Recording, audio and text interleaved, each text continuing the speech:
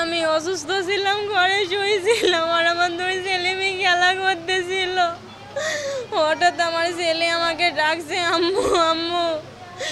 মেয়ে তো মিম কিরম করছে, যাই দেখছি মেয়ে মুখ দিয়ে ভবড়ে তুলছে। আমি বলছি তুমি কি খাইছো? যাই দেখছি ওখানে বিষ টিস পড়ে আছে, ওরা খাইছে হয়তো। আমি পানি দিয়ে গুলি করা দিছি।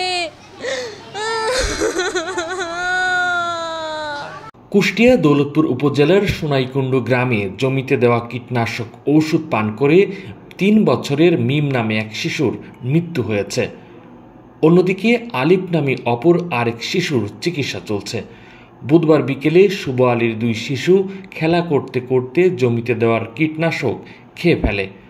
সন্তানরা অসুস্থ হয়ে পড়লে শিশুর মা গন্ধ পেয়ে তাদেরকে প্রথমে দৌলতপুর স্বাস্থ্য কমপ্লেক্সে নিয়ে গেলে প্রাথমিক চিকিৎসা দিয়ে কুষ্টিয়া সদর হাসপাতালে রেফার করে হাসপাতাল কর্তৃপক্ষ। পরে কুষ্টিয়া জেনারেল হাসপাতালে এসে কন্যা শিশু মারা যায়। অন্যদিকে বালক শিশুর চিকিৎসা চলছে, তবে আশঙ্কামুক্ত নয় বলছেন চিকিৎসক। আমি এরকম খবর শুনি, বুঝলেন, মাঠে ছিল, বাড়িতে এসে দেখছি ছেলে খালি কাঁদছে, মেয়ে খালি কাঁদছে। আমি তাড়াতাড়ি কোলে গেলে হাসপাতালে চলে গেছি, দৌলতপুর হাসপাতাল থেকে ওই জায়গায় বললো কুষ্টিয়ালি যান, কি বিষ খাইছে জানেনি, কুষ্টিয়ালি যান। কুষ্টিয়ালি এসে আমার মেয়েটা মারা গেল। আইসি শুনছি বিষ খেয়েছে, ও আমি বাড়িতে ছিল নি। ছেলে বললো যে মা টাকা নি, তাড়াতাড়ি হাসপাতালে আইসো। আমি তাড়াতাড়ি আইসি, কুষ্টিয়ায় আসি, দৌলতপুর বলে পারিনি, এখানে আসি। আমি এখানে আইসি দেখছি বাচ্চাটা মারা গেছে।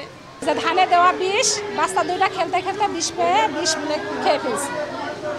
এখন হচ্ছে মেয়েটা মারা গেছে, মেয়েটা পোস্টমর্টমে নিয়ে গেছে, আর বাচ্চাটা তো স্যালাইন অবস্থা এখানে।